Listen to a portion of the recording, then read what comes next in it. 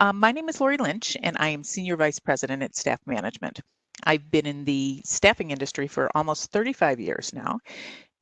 Those of you who have been around for even a fraction of the time in anything about the industry, you're well aware of all of the changes that have come about.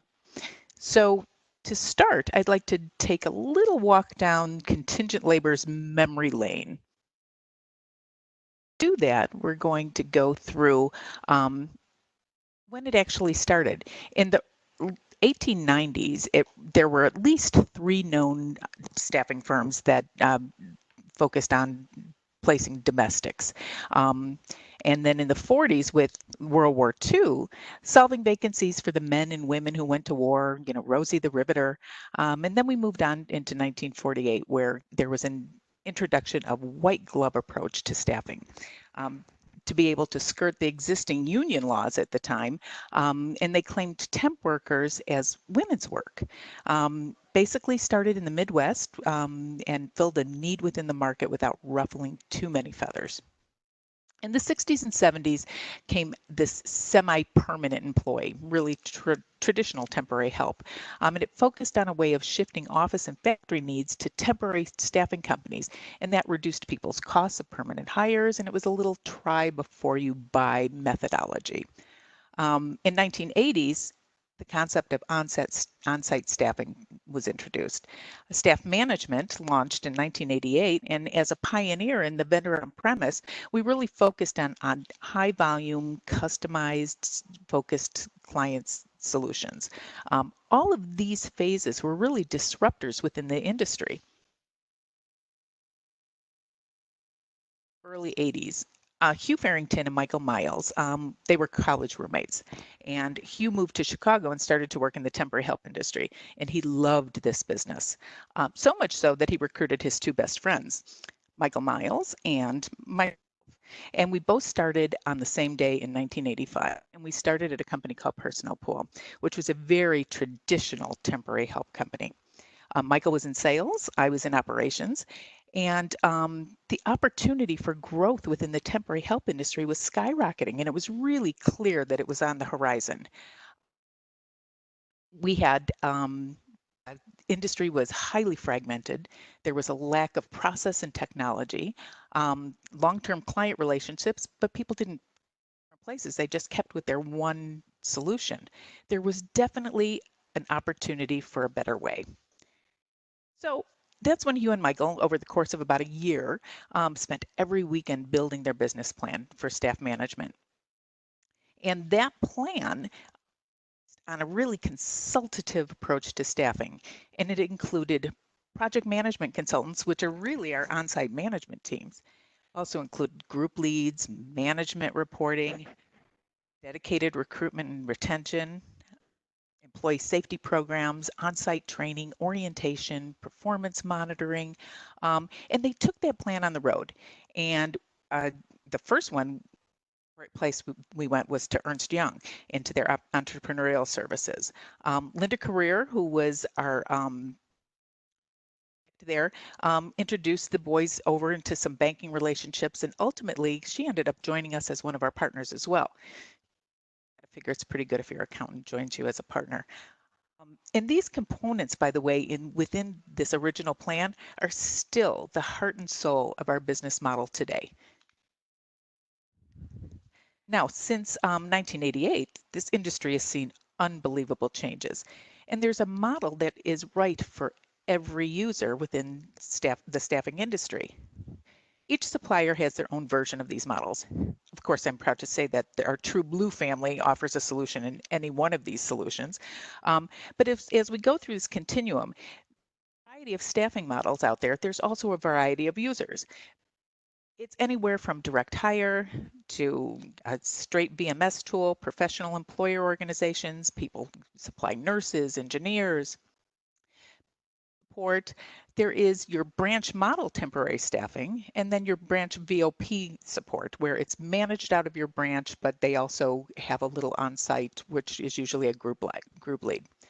Recruitment process outsourcing has skyrocketed, and MSP, managed service providers, where you have a global organization that manages multiple vendors out there and can do it globally. Outsourced workforce management, we include labor determination, it's vendor on premise, includes training, and then at the end of the continuum, there's your per piece pricing. There's your process ownership, your full manufacturing, 3PLs, and outsourcing of all of your work. So again, with that variety, you also have a variety of users. So in this value capture partnership, it is anywhere from a reliance on contingent labor that increases through the progression. The partners become available is there's users. Little collaboration, it's really truly your traditional temporary help. And it goes up that continuum through manager, which has some collaboration, site level wage consistency gets a little bit better. Your strategist is really an increased collaboration. There's a benefit of scale, and usually there's a primary national vendor relationship. Integrator is when you have an organization that really integrates with their supplier management group. There's universal policies and practices, there's high collaboration, and there's a really high level of service from your category suppliers. Staff management, the differentiators, our sweet spot is pretty much within that strategist and that integrator. We maintain our core competencies of our original business model, which we reviewed earlier. And then some of our differentiators are that the on-site workforce management experience, we have best practices, frameworks, standard operating procedures. We have a centralized support group that gives us centralized media. It gives us dedicated recruiting. It gives us sales playbooks, our business models, high level of customer satisfaction.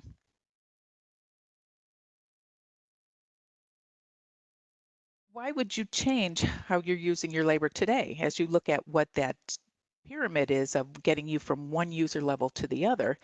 But it really all starts with as business leaders. And as business leaders, your organization focuses on servicing your customers. Your customers are demanding, ask more from you now than they ever have. Business feels the squeeze of the costs as they seem to grow faster than productivity. In fact, the Bureau of Labor Statistics has cited that productivity has been up 0.4%, but your labor costs are up 2.9%, which really makes it a challenge for you to do business with that you have at your capacity. Added to that, customer expectations are not just rising, changing consistently. What's good today might not be good tomorrow. Your SLAs are getting tougher and timelines are shorter. And it's not just companies. It's not just your customers, your leaders. It's your staff. And your staff is both your full-time workers and your contingent labor. The internal expectations are changing. Leaders want to make a difference in the business. They want to focus on work that matters. Your staff, again, full-time and contingent, there's an abundance of jobs with historically low unemployment rates. Employees have choices. So you see higher turnover, increased overtime, anxiety, the uncertainty within that workforce, and contingent workers want greater flexibility, but feel like they're part of a team. They want to feel valued.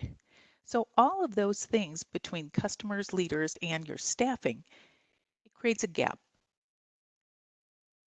Creates a bigger gap in what you can do now and what you're expected to do next. Risks? Well, you can't solve these gaps between reality and expectations. Your business will be exposed. Customers, production backups can force you into choosing between overtime or pushing out your delivery dates, not optimal choices. Your staff gets disengaged. They'll go elsewhere. Turnover limits productivity while you're getting those replacements up to speed. Your cost of wages go up and your quality goes down. Your leaders, they're increasing their time on what they're spending on their for those who leave. They spend probably about 20% of their time managing that workforce. They're getting people trained and up, so they're not focusing on your strategic initiatives. State that they spend about 20%. And these frustrations are not just people issues. They put your business at risk. They lead to higher costs, to greater customer frustration, and ultimately less revenue and relevance. Pressure to meet the higher standards leads companies to focus on their contingent workforce. But improving worker quality and controlling those wages don't get you far enough ahead. It's to design a labor strategy that builds a stable foundation for you to ensure you're hiring, allocating, and retaining the best people that you can for your needs. You need to refocus your leaders away from internal tactical concerns to solving strategic problems and driving results. It's the only way to maximize your output to your customers without ballooning your costs. To do that, you need to build a solid foundation for your staffing strategy. When you turn your labor into strategic advantages rather than just simple the cost of doing business, you'll make sure that your staff and your leaders move your business forward together at a pace that your customers demand. So you're closing those gaps that are going to meet client demands. So to do that, you need to partner with a company that will really work specifically for you and build a strategy. Which strategy is for you? Each company is unique. Your business drivers are not all the same, so your solution won't be exactly the same. The key is that you work with your partner and that you build a foundation that meets your specific strategic goals. I'd like to explore how a customized strategic foundation can benefit your organization. I'd be happy to schedule some time to talk directly with you. You can contact either myself at my email or the phone number here, or Hope Field, who is our Vice President of Sales. And her email and phone number are there as well. We would love to talk to you and talk specifically about what your needs are.